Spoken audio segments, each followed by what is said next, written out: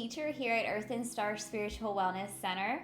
And I promised all of you that today we would talk about Ascension and those special numbers that were coming up. And we're not going to talk today about the 7 Seals of Solomon. That was coming up last time. And honestly, I have the words hellhounds written down.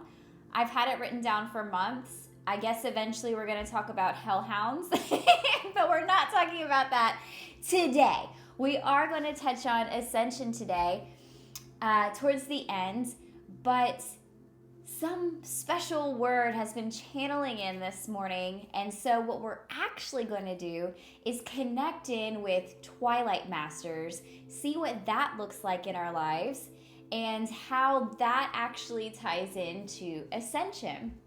So last time, in the last video, we received a channeled word through Darmaskin, who had a previous incarnation as Job. So we covered the story of Job and how suffering brought us into a state of purity, where we ended on the number 7. And so we'll touch on that a little bit, but Darmaskin is still with us. And Darmaskin has really been pushing us into talking about Twilight Mastery and how it ties into all of this stuff. And I also told you that the angels, the archangels that I channel very regularly, who I work very closely with, I encode special crystals with their energy so that our energy moves between them and we can hold more knowledge, hold more energy that's not just in my physical body. This allows us to reach larger energies without it completely draining me and racking me. And Darmaskin's crystal came in finally. This is called a record keeper stone. And if you look closely, you can see all the little triangle configurations on it. And these triangles are special striations, most often found in quartz crystals, who have a certain chemical makeup. So this one is amethyst, but it also can be found in ruby. And these are just known as record keeper crystals. And these crystals are thought to hold very ancient knowledge. And so Darmaskin, when I started channeling him, he very specifically told me that he wanted this crystal. And I didn't even know what this crystal was. He just told me through the words secret keeper. He said he needed a secret keeping crystal to be encoded into. And so I'm like Googling secret keeper crystal, and what popped up was the record keeping crystal. And he's like, yes, that one, that's it. And so I'm looking through, and I found so many beautiful ones, and like smoky quartz and clear quartz, and ruby had some really, really pretty ones. And he said, no, mine needs to be dark and wide and expansive like my wings. So I'm like, okay, so this was the one that I ended up finding, the amethyst that's more wide than tall or round, because a lot of the rubies were round in circles. So this is him. He's encoded, his energy is encoded in here so that I can channel him without him sitting into my body, so that I can channel him without it going through my physical body. So we just share energy between the crystal, and it's such a beautiful crystal. I'm so excited about it. But as he sits right there looking at us while we talk, what is a Twilight Master? What is it? Let's pontificate together. A Twilight Master is not a term that I coined. My teacher mentioned something to me a couple years ago about a Twilight Master that she knew. And I had no idea what that was. I asked her, I said, what is that? And at the time, she gave me some description that I did not retain because I was rejecting what she was telling me at the time. It wasn't until a year or two later that I thought back to that moment where she was trying to tell me about a Twilight Master, and the pieces just connected as I channeled the information in. Now, I work a lot with you guys. I have a lot of clients who I do healing work with, and a huge amount of the people I do healing work with have had traumas with narcissists. I hear it over and over and over again. My ex was a narcissist. My parents were narcissists. My husband's a narcissist. And we're like, okay, but what is this huge, I'm going to call it a pandemic with narcissists? And on a spiritual level, I am able to connect the word narcissist with the spiritual word of Twilight Master, the physical word of narcissist with the spiritual word of Twilight Master, figuring out how they go together. And I do this quite often in healing work. For instance, if someone comes in with diabetes, I know that what they're suffering from is from low levels of joy in the body. If they come in suffering with asthma, I know that what we're looking at is the inability to breathe, feeling that they're not safe in life, feeling that they don't belong here, feeling unloved or unwanted. And so this is the same thing. When someone comes in who's been suffering from abuse of a narcissist, my mind goes to the energy of it, not the physical happenings of it, the energy of it, and what this means for that person. And so the word coming in today is the Twilight Master, the closest thing spiritually that I can equate to a narcissist. What is a Twilight Master? From my channelings, perception, and experience, a Twilight Master is a very powerful person who uses their energy through lust and sometimes sexual means, often while being celibate, for the purpose of power. Now, this might not fit for some of you on the surface, because for some of you, your narcissists were parents and you weren't sexually abused. But what this does mean is that all power that does not come from a space of personal power or love comes from this sacral space. This is your power of creation. And your sacral space, though it is your home and your power of creation, it is also a sexual center. So when we're using lust, which is an imbalance of creative energy and the desire to create, what we're doing is we are abusing power. We hold a lot of power in our womb to create what we want in our lives, to manifest. And when that is abused or not used in a loving way or a ethical way, when it's used in a way simply to gain power, to gain validation, to gain fame, to gain whatever it is that you want, rather than giving in love and kindness and for higher purposes, then that becomes twilight. The light and the dark, twilight here. And then mastery is simply somebody who does it very well. So they're able to take these energies and create power for themselves by breaking down other people's power. So they do this, there's like 3 signs of a Twilight Master, and I'm going to tell you these signs, but I want to put a disclaimer in here for a second, put a pin in this. When I'm telling you these things, I don't want it to create a spirit of fear or suspicion. If you have come into contact with a Twilight Master or with a narcissist, you know it. You know without a doubt that you know that you know that you know that you know it. So if you are somebody who does not feel like you have already come into contact with a narcissist or a Twilight Master, then don't let your mind try to create a story and say, oh, maybe it was this person or maybe it was that person. Not all of us are meant to come into contact with these people. But for those who have or who will, this word is specifically coming through for you. So don't create fear, don't create stories, don't make things up, don't try to fit people that you know into this story just so that you can relate to what I'm saying. Just simply allow yourself to relax back, to receive the word, to observe the word, and see what resonates with you, and you can let go of the rest. Narcissists function in 3 ways. Confusion. A narcissist or a Twilight Master will always try to instill self-doubt.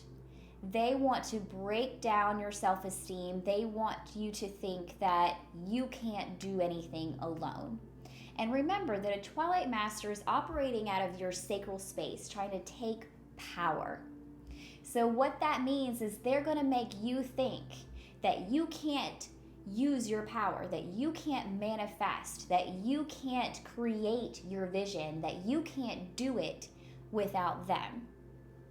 So in confusion, somehow they break down our walls. They break down our self-confidence. They break down what we think that we know and create a blurry, fuzzy, cloudy space where we're not sure anymore. They want to take away our clear vision. They want to just instill those little seeds of doubt everywhere. So with the confusion, it's like you can step into a relationship with the Twilight Master, whether just meeting them or friends or a love relationship. You can step into this relationship feeling like you know what track you're on, you know where your life is going, you know what you're doing, and the things that they say here and there will always be to instill fear. Because suddenly, if we have a little bit of fear or a little bit of doubt or a little bit of insecurity about certain things, it gives them an in to decide how they can fill that space, how they can take over, how they can take control. And that's number 2. The second sign of a Twilight Master is control. With control, they, over time, will want access to all of you so that they can take as much as possible. They're going to want control of your finances, control of your emotions. You might find yourself becoming isolated from the people around you as they tell you that these people are bad for you, or that these people are negative, or these people only are using you. They're going to try to isolate you in some way, even if it's only when they're around. When they're around, if they just can't handle the energy of the other people that are there, or if they just want to be alone with you all the time, you know, there's an isolating factor that happens with a Twilight Master or a narcissist. So they're going to be the ones to offer. They're going to give first. You're going to notice a Twilight Master giving to you before you ever notice them taking away. They're going to be your friend. They're going to offer you help, healing. They want you to tell them your deep secrets. And as you pour into them, they want to know all of your fears. They want to know what makes you tick, what's bothering you, what worries you, so that they can rescue you. They want to rescue you. They want to help you. They might offer with the financial part. They might offer emotional support. They might give you lots of time and attention and want to take you places or talk about your hopes and dreams. They're going to give to you until they feel like they understand enough to start exploiting that and begin taking. Finding ways, infusing that confusion, saying, okay, well, if you want this, this is your problem, and only I can take that problem from you. Only I can. So call me when there's a problem. Let me help you with this. Only I can help you with this problem. And then once they've helped you with that problem, you are in their debt, or they have some sort of one-up over you, some sort of power, some sort of control over you to be able to manipulate you. Now, a true Twilight Master, and I have met one, a true Twilight Master can walk into a room and know exactly what you want, exactly what you desire. And these wants are your weaknesses. To truly be able to withstand a Twilight Master or a narcissist, you have to be able to stand in your own power clearly, to know who you are, to not have any desires outside of yourself. I am whole in who I am. I am that I am. And anything that I am meant to have or meant to build or meant to create will come to me, and I will begin to take steps to do that. But if I'm sitting in worry about what I want, how I'm going to get it, how we're going to do it, then it creates a desire, a want, a need, an unfulfilled space that a Twilight Master can step in and say, hey, I can give that to you.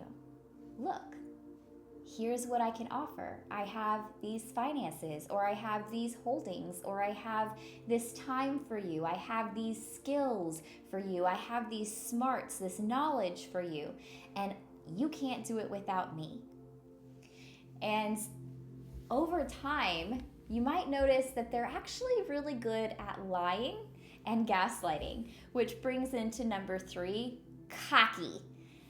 Twilight Masters and Narcissists are cocky. Oh my goodness. They think that they are the best of the best, that they are above everybody else, that they are held higher than other people. And quite often they're easily offended because they don't want anyone not recognizing how wonderful they are or trying to make themselves, they don't want anyone making themselves feel more than what the Twilight Master is. They are just liars. They're so good at lying. They can tell you that they have exactly what you want, exactly what you need. But if you suspect that this person is a Twilight Master, and you might feel it because when you're around them, you might feel confused. You might be getting one thing from your guidance, but when you're around them, you feel completely different because they're filling all of your weaknesses, all of your desires, all of your needs, all of your wounded space with something that only they can fill.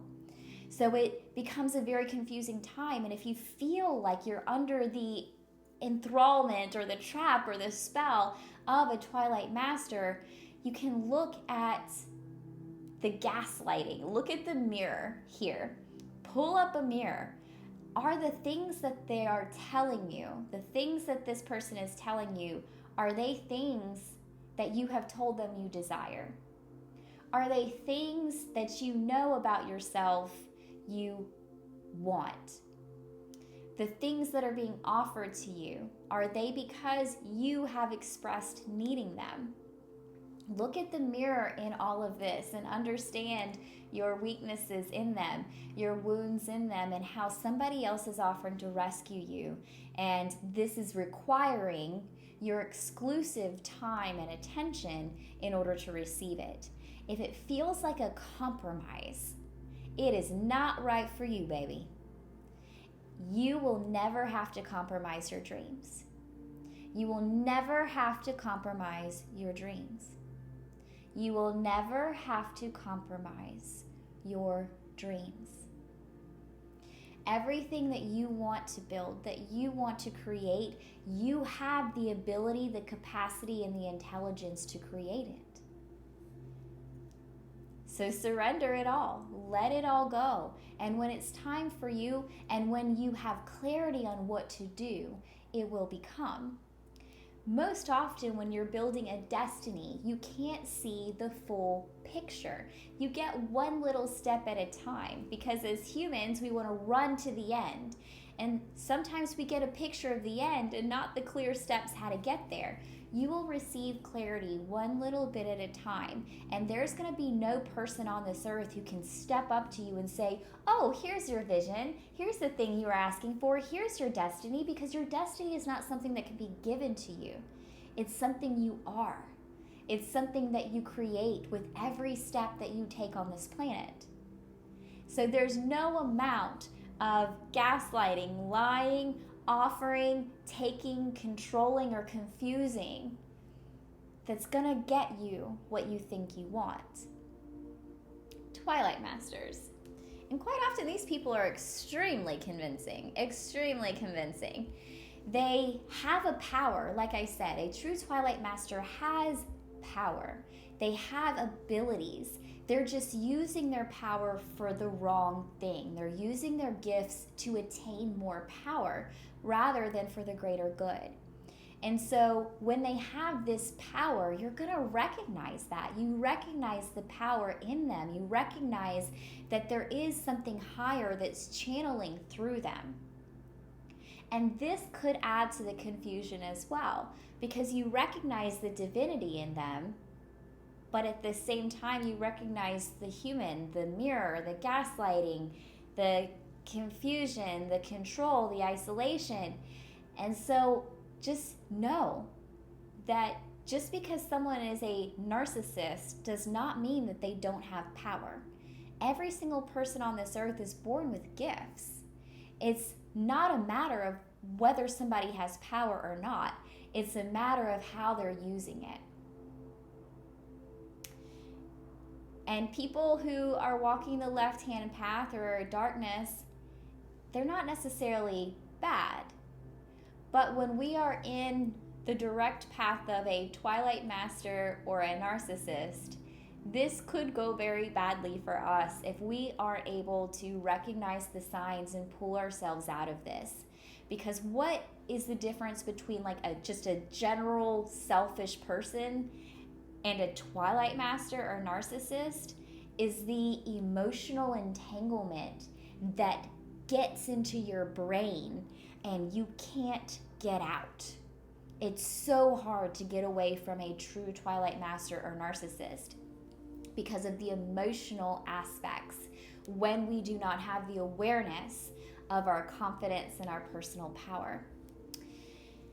They seek to create fear. Remember that fear is the opposite of love.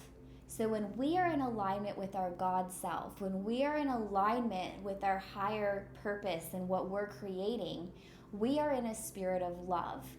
We quite often talk about this as the essence of Jesus. We are in the love frequency, and from here all things can be created. All things, beautiful things, come out of that love frequency. A Twilight Master or narcissist will always infuse fear into your creations, into your desires, your wants, into your love space, because when they have fear, when you are in a state of fear, you become powerless, giving them your power and the ability to rescue you. When you are in a state of love, you become ascended. Your energy rises, and this makes it your power that others cannot take away. Notice the flow that I'm referring to here. Love is here, and it moves towards ascension. Fear, the opposite of love, releases our power outwards. You are insecure, unstable, and powerless when you are in a state of fear. And that's the number one thing that a Twilight Master will use. So how do we get out of this? How do we stop this from happening? The first thing you need to understand is discernment. Discernment. D-I-S-T-E-R. That might not be right. I used to know it. I don't know it anymore. Discernment. So we have our personal confidence. We know our guidance. We have like feelings. We understand what feels good and what doesn't, what feels right for us, what feels real for us, what feels fear-based. And then we have that confusion from the Twilight Master. So discernment is a really big part of this. So we have to first be able to discern, is this for me? Is this not for me? And the answer is always going to be, it's not for you. Okay, it's not for you. If you're having to discern whether somebody is confusing you or gaslighting you or lying to you or trying to control you, they're not for you. Okay? Even if you're just projecting that, take a step back. Okay? That's the big thing with spiritual people sometimes, is that they're like, oh, well, maybe this is just me, and maybe I'm just projecting my own fears and wounds onto this person. Yes, if you're a baby spiritual person, we want to look at that stuff. But if you're someone who's been on the path for a while, And you already understand shadow work. You already understand projection and how everyone mirrors what you are inside. If you already understand that, and you are with somebody who's bringing up lots of fear, who's confusing you, who's obviously gaslighting and lying. Like, I'm telling you, a narcissist or a Twilight Master, you can say one thing, and like 5 minutes later, they will literally argue you under the table, saying you did not say that thing that you know that you just said, because you just said it. Like, no emotion, no qualms about it, arguing you under the table about something that's obviously not true. And they will pull out facts. They'll pull out a notebook and they'll be like, you know what? On this day at this time, you said this. And you'll be like, no, that's not what I said. Yes, you did, because I annotated it. I like looked up definitions for what you said. And you'll be like, no, that's literally not what I said. And Twilight Master, just let it go. There's no point even arguing it. Just let it go. So, how do we get away? We have discerned that this person is not in our best interest, whether they are Twilight Masters or not. It's not in our best interest to be with this person. How we get out of that? The first thing that we need to do when we're dealing with a Twilight Master is find your work. Find your work in that relationship. And honestly, whether they're a Twilight Master or not, this first step will bring complete clarity to that. When you find your work in all of your relationships, they will become clear to you. So when you find your work with this person, you know, they came into your life for a reason. And the reason could just be because you had wounds that drew them in. The reason could be because you're learning something. A lot of the time, these reasons are to help you overcome fear, to help you learn how to be confident and to place your boundaries, to speak up for yourself, to stand up for yourself. Maybe you're the type of person who was never protected, who no one ever stood up for, not even your parents. And now you're in this relationship and you have to learn how to do it on your own. You can't just skate by anymore. It has to be done. A Twilight Master is the one to learn it from, I tell you what. But as you're finding your work, you are going to find clarity on your path. Because at this point, it will no longer matter why they're here, who they are, what their definition is, what their label is. It won't matter anymore. You'll be doing your work. You'll be overcoming your fear. You'll be standing up for yourself, placing boundaries for yourself, and it will slowly, you will become clear over who you are, what you will take, what you will accept, what you want, what you don't want, who's allowed and who's not allowed. Number 2, say no. Do your work, find out what your work is, and then say no. Just flat out no. They want to help you with something? No. They want to rescue you for something? No. They want to offer you the entire world and everything you've ever wanted? No. No, no, no, no, no. Do not say no thank you. You do not thank somebody who's trying to actively pull energy from you. And that's what a narcissist or a Twilight Master is trying to do. They want your power for themselves. Everything that makes you weak and powerless and insecure, they're going to take it and they're going to place it inside themselves. And they're going to be like, ha, ha, ha, ha, I'm so powerful. I feel so validated and strong.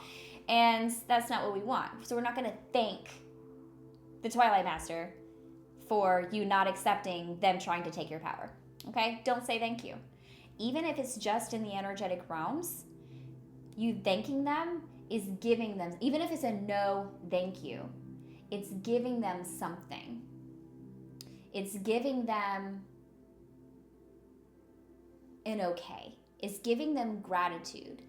You do want to always be grateful for the work that you're able to do.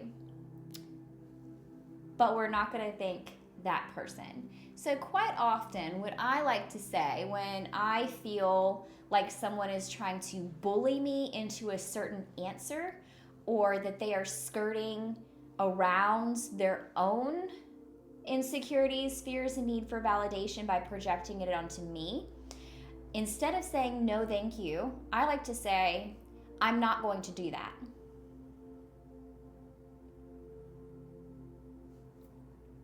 End of story. I'm not going to do that. That places a very obvious line in the sand. And I personally don't think that it's rude.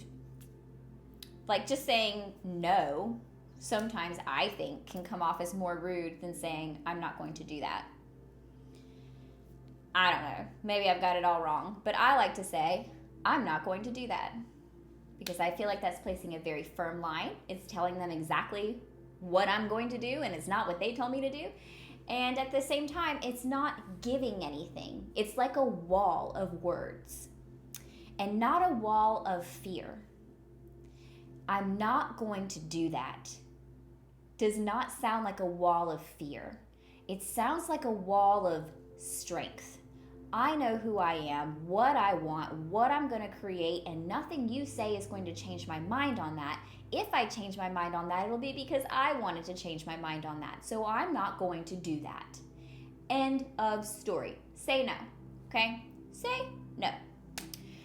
Number 3, remove your energy from the space. I never recommend running away from anybody. I don't recommend cutting ties and running off and leaving the country to anybody, because if we haven't done step number 1, if we haven't done our work in the particular situation, then no matter where we go, if we haven't healed those wounds and strengthened those weak spaces and really come into our own self-confidence and personal power, then no matter where you go, you're going to attract similar relationships, similar stories, or end up sometimes with attachments. Like there's going to be things that come in that mirror and mimic that relationship if we don't do the work first. So do the work, create your clear boundary, say no. A narcissist hates it when you say no, when you're not giving them any of your power at all. But removing your energy, that doesn't mean run away, although it can, because sometimes you need separation for clarity. But I'm not saying to run away. By separating and removing yourself from that space, you have to understand that all of the interactions that you have with a Twilight Master or a narcissist are going to be them taking from you, or them attempting to take from you, even if it looks like they're offering you something. All interactions with a Twilight Master are them attempting to take. All interactions are them attempting to take. So, sometimes that means we have to just get out of that, quit talking to them, take our space. But I mean this more on your energetic levels. Remove all energetic ties with these people. That means don't let them pay for any of your stuff. Don't live in anything that they own. Don't let them feel like they have any sort of power or control over you financially or in the material realm. We want our energy to be completely balanced and even with them. We don't owe them anything. And we don't want them owing us anything either. But if they do owe us something, be okay with writing it off and letting that go. We just don't want to owe them anything. We want to be able to cleanly separate our energy from them, to not give them a reason to try to take anything from us. This also means that if we have to be around these people for any amount of time, don't get triggered. Do not let yourself get upset.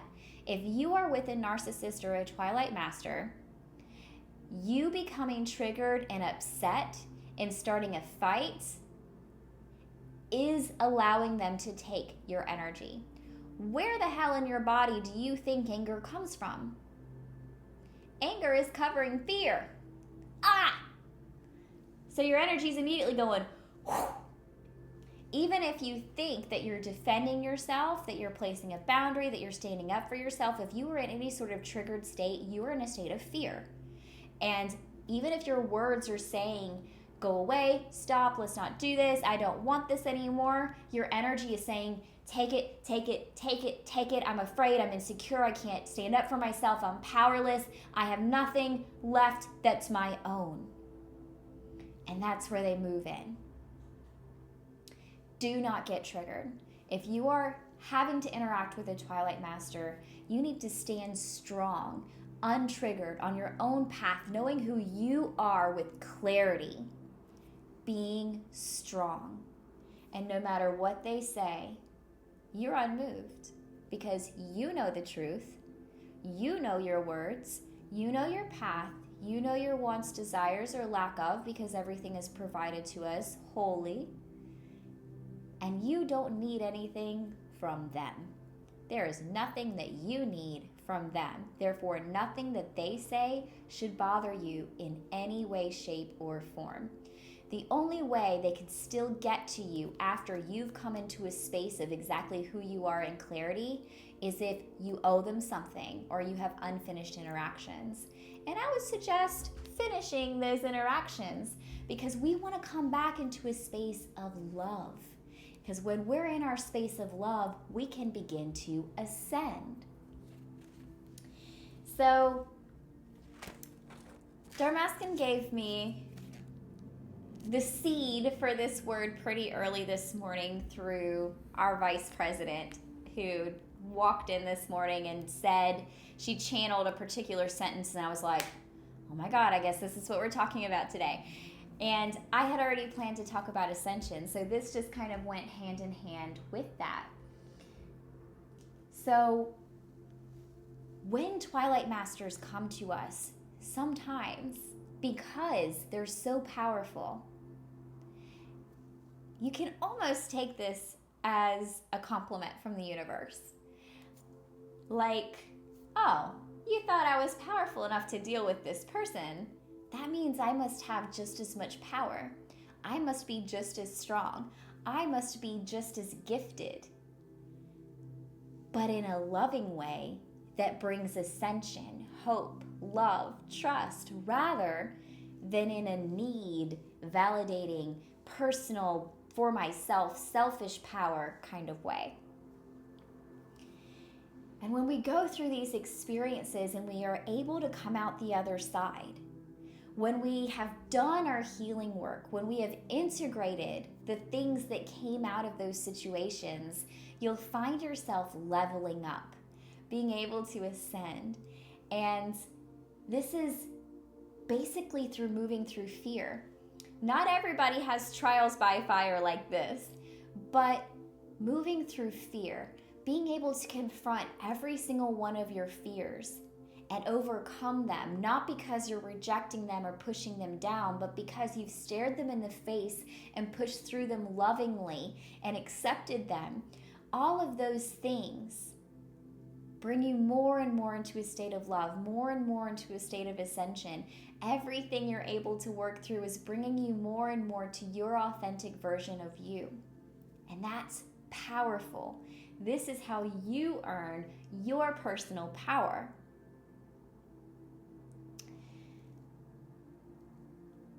We're all going through different levels of ascension.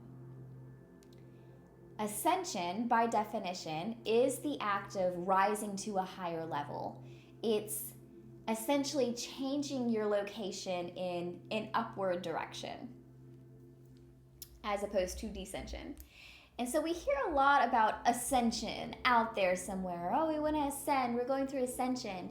These levels of fear that you've overcome have brought you through ego death after ego death after ego death.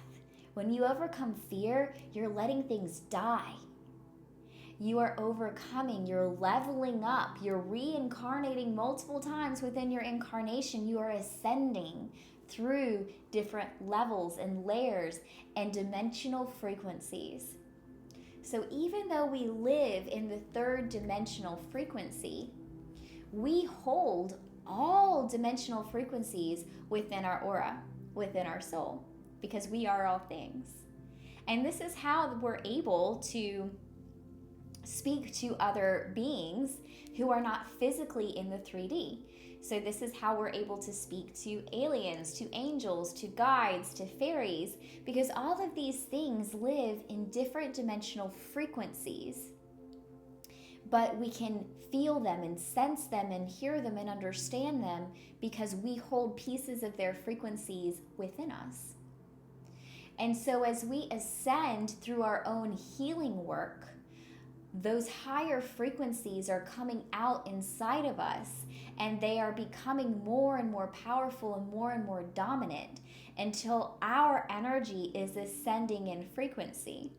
And this is our personal ascension. Ascension doesn't always mean just physically leaving the earth in a big cloud and becoming an ascended master or angel. It just means we are ascending through the frequencies in our personal body. We are moving through different dimensions. Now, I want to talk about dimensions a little bit, but I want to focus more on some of the numbers that we came through in our last video. In our last video, we talked about the number 7 and how with Job in that particular verse, we really came through the sufferings. There was 6 suffering, and then the 7th was the redemption. And this was because this was the number of purity and approval. So if we were to look at these numbers in numerology next to the numbers of dimensions through the dimensional levels, they really kind of correlate. So the dimensional teachings that I really ascribe to are by Matthias De Stefano, and you can find his stuff on YouTube. He's an amazing teacher when it comes to the different dimensions, but essentially he believes in 10 dimensions. Really, I resonate with 9 because there are 9 dimensional ascensions that we go through, and then the 10th dimension is a rebirth back into the first dimension, but on a higher plane, if that makes sense. So we're cycling through. These are the levels ups that we talked about. There's a video where I talk about the leveling up, and by the time you get to the next level, everything might feel really big, you might feel really small, but it's only because you are now a drop in a much larger cup. And this is the same thing. When we go through each dimensional ascension, the 10th dimension is when we go through and we level up. And now we're in the first dimension again within a different dimensional frequency. Hopefully that makes sense. If not, leave me a comment. But the number 7 there was talking about purity, ascension, how it's perfection. And the 7th dimensional, according to Matthias De Stefano, is enlightenment. The 7th dimension is our enlightenment. This is our knowing that I am God. That is the dimension we get to when we know that I am God. This is light, clarity, seeing all, feeling all, living the vibration of the whole. This is where we're able to dream new realities. This is infinity, the realm of the archangels and archetypes, and where there's these pure frequencies. Remember we talked about Darmaskin. He came through and channeled how an angel essentially is a carrier or a messenger for a pure frequency. And in 7th dimensional frequency, according to Matthias De Stefano, this is where the angels live, which means that we have different angels for different things. He describes Gabriel as a frequency that is the power of God. He describes Uriel as a frequency that means light of God. He describes Raphael as a frequency that means medicine of God. And Lucifer, which would be on this end rather than this end, is the taker of light. It's that pure frequency. So he's still an angel, but it's a pure frequency that takes light. The Twilight Master, taking the power, taking the light. Different sides. I don't know if you can see. Different sides of this, okay? So, enlightenment, that purity, that perfection, those pure frequencies that we get to after the suffering. So let's look at the number 40 for a second, because a lot through the Bible and through different things we hear 40 days and 40 nights and then we'll come through. And even one of the stories I told at the end of one of our last videos, I channeled that story. It was an original story. I channeled it and I came to 40 days. They spent 40 days out there searching for this bird. I think it was 40 days that I channeled. But 40 within numerology or the biblical stuff, we're talking about 40 being trials, tests, suffering. Within numerology, this has to do with dignity, worthiness. If we were to turn this into the number in tarot, this is the Hermit. So this is that inner searching that we're doing where we find intelligence, the inner search. So we go through certain things. We're looking at numerology now within different stories, within different verses, to understand the stories better and what they mean. So maybe someone didn't go into the desert and starve for full 40 days because they would probably die, but maybe 40 represented the trials, the tests, the tribulation, the inner suffering, the feeling of going and being on our own for a while, doing our inner search, our inner work, looking to ourselves until we find our dignity, our worthiness, and our intelligence about ourselves. And after we go through all of that, I want to touch on the number 12, because 12 is really important with some of the stuff we were talking about. We started to touch on the 7 seals of Solomon, which I said we're not going to cover today. We'll do that another time. But of course, this brings us into the 144,000 and how it's believed that 144,000 will ascend and be the pure spirit of light, the pure spirit of God, the ones worthy and capable of ascending. So in order to find that, we have to look into the number 12, because it was believed, we got the number 144,000 because there were 12 tribes, and 12,000 from each tribe would be saved and ascend, equaling 144,000 people. The number 12 is really indicative of creativity, expression, freedom, hope. Even in numerology, this is indicative of heaven, of the self. So the number 12 really is teaching us about freedom, hope, ourselves, being confident in who we are, moving forward in a healthy way. So these are people who have come to stand strong in themselves and who they are, with hope, with freedom, moving towards the ascension. Now 12,000 from each of the 12 tribes. Now 12,000 in numerology, you kind of add up each digit. So that would be 1 plus 2 plus 0 plus 0 plus 0. So we're really looking at the 12 again with 12,000, but the number 12,000 just simply has a historical impact. Within numerology, it's still that number 12, meaning the same thing, but now it's those people who are self-confident, free, hopeful, moving towards ascension with historical impact. Meaning it is written, it is known, it's imprinted, it's gonna happen. So what is that 0 that's added on to the 12? 0 in numerology represents change, possibilities, complete freedom. Within the number 0, all things are possible. Full circles are happening. The fullness of everything, the 0. And if you go back, like I said, to the 10th dimension that we were talking about with Matthias de Stefano, by the time you reach the 10th dimension, you have a 0 and a 1. All that means is that you are now in the first dimension again on a higher level. So zeros just add this whole layer of rebirth and ascension to whatever number's in front of it. So we've ascended by the time we get to number 10. We've ascended by the time we get to 12,000. So rather than taking this quite literally, as in 144,000 are going to ascend, we can see the ones who are ascending within their physical incarnations because of the tests and the trials and the self-reflection that they've done, and they've come into states of personal creativity and expression and freedom and hope in the self and knowing who they are. And they've turned that into purity and ascension.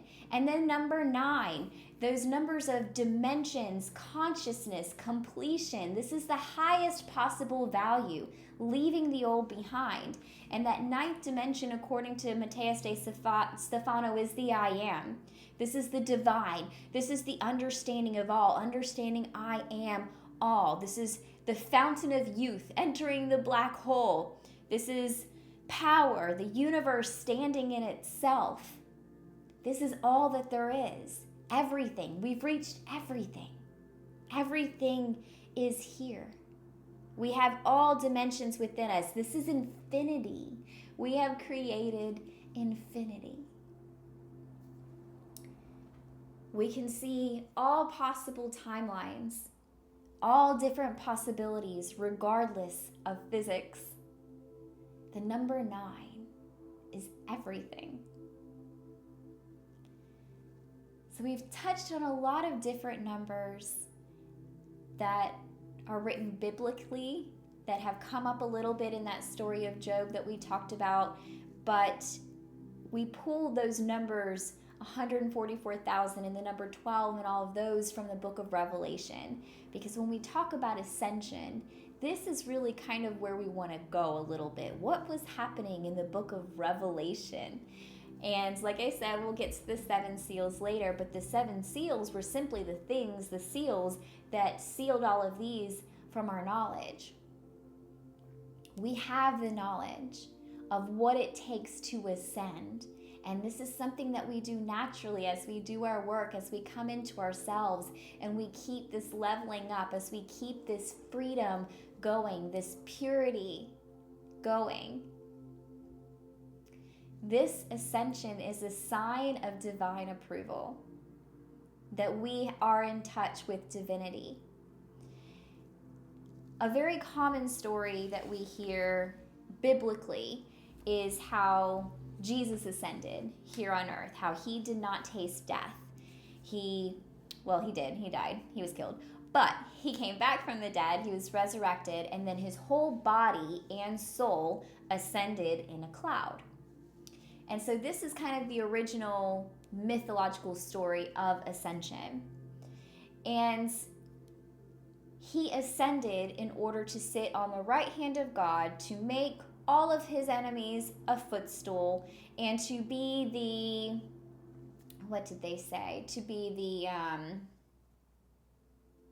mediator and connector from God to humans, which we talked about before, how in a religion they teach a lot of separation and that the only way we can reach God is through Christ.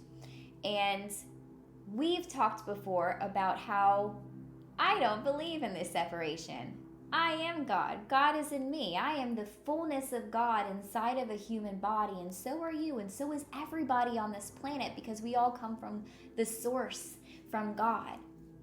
And so what we've discussed is that what this verse actually means is that Jesus is not the connector or the mediator or the only way to be pure and holy enough, to be good enough to meet God. What this means is Jesus as a frequency, meaning pure love, is how we reach our God selves. When we are in a state of pure balance, divine love, then we are in our God self, able to keep ascending and pushing through.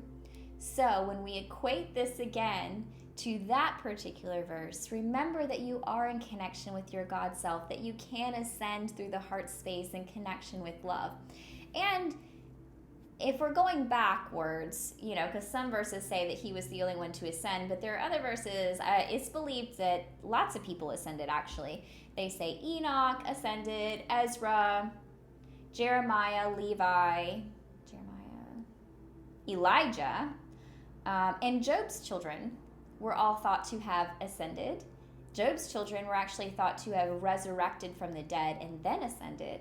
So there's lots of different stories about all of this stuff, but essentially our heart space is what connects us from the earth and the skies. It connects us from the heavens to the hells, to the love. The love is everything, and this is what we ascend through as we leave the old behind. There's one verse here. Did I save it? I don't need to save it. The book opened itself. Luke 20 talks a little bit about the ascension and basically just saying how he blessed he's talking about Jesus, how Jesus blessed all the people who had followed him out of Bethany. And as he blessed them, while, not after, but while he blessed them, he was carried up into heaven. The ascension happened while he was blessing them. And they worshiped him and returned to Jerusalem with great joy. And they continued blessing him forever and ever inside of a temple. So what this is saying essentially is bless the old and leave it behind. Allow yourself to ascend, because the only thing that's going to keep you from ascending is fear that we're not looking at, fear that we're keeping, fear that we're continuing to feed. So let's not feed the fear. Let's understand our fear, face our fear, overcome our fear, allow ourselves to stand strong in who we are and what we want, and bring clarity to that, aligning with our love space so that we continue to ascend.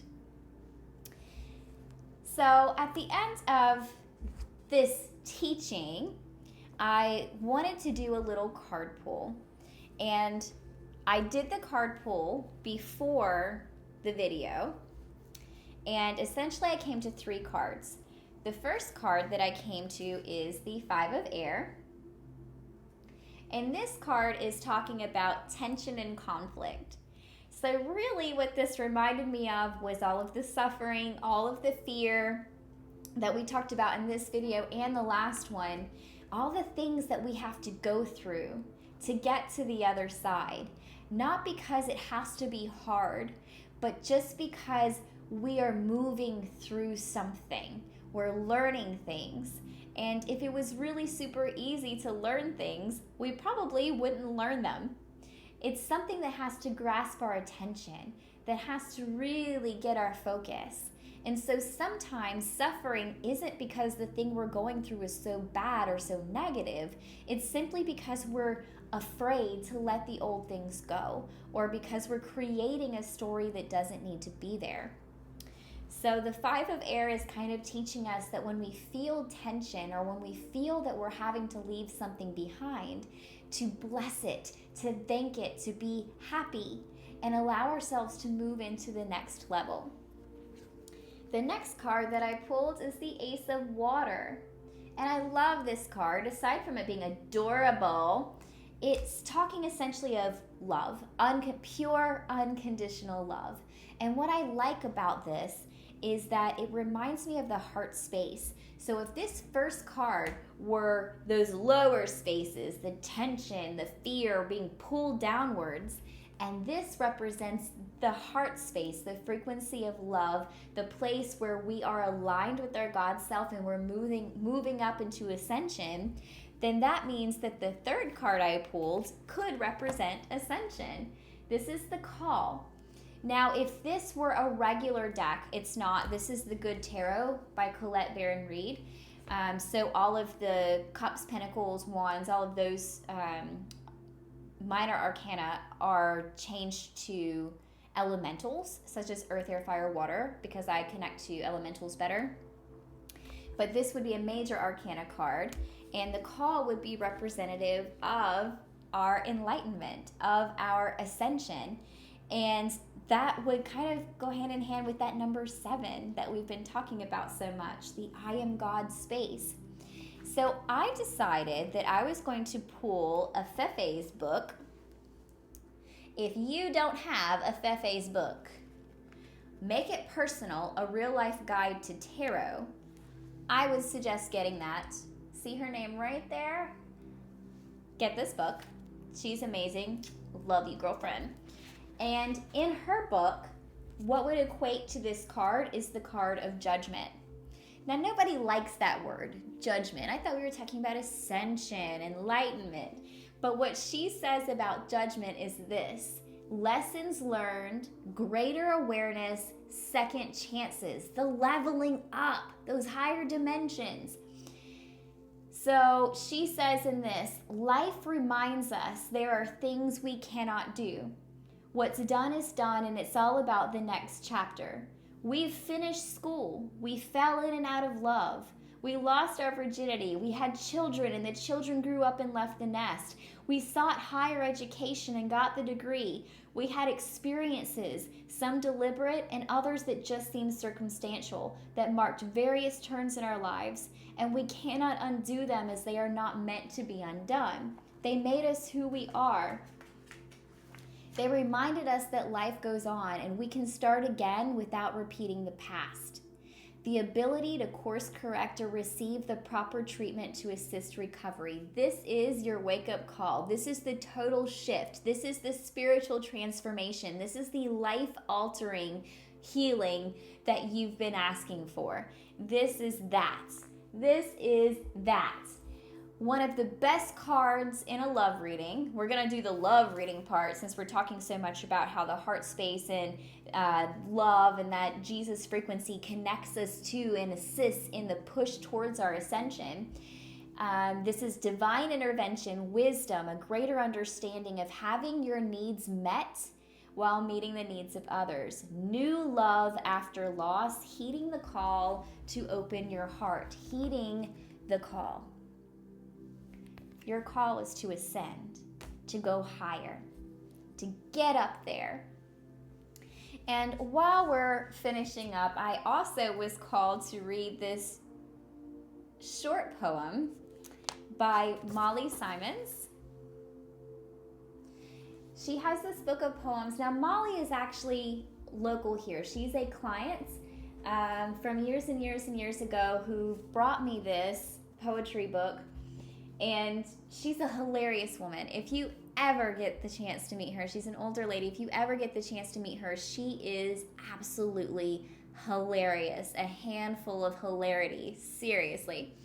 But she wrote this book, and today while I was pulling Afefe's book, I feel like I'm doing a lot of name dropping today because when I went to pull Afefe's book, Allison, the Stone Spirits card, was inside of it. So there's a lot going on here with all these different names. But as I was pulling this book, I was guided to Molly's poems. And I didn't even remember that I had this on my shelf. I had completely forgot about this years ago. And I found this one poem, and it's just very raw and very indicative of her as a personality. But I just felt guided to share it with you guys. And we can really apply it to deepen all of these things that we just learned on a more abstract level. It's called Molly's New Poem from France. The pain comes slowly, deeply into the bladder, that sacral space. I know nothing, I feel nothing, except the burning in my vagina. Pain struggles to produce more pain. The bladder intensely swollen, the body full of infection, my body called to change, a new lifestyle, simple, direct, honest approach, no more pleasing others. Time is short, peace is precious. Thank you, Molly. I never knew that I would be guided to read one of these on this, but that one just abstractly fits so perfectly into this. I'll talk to you guys soon. Bye.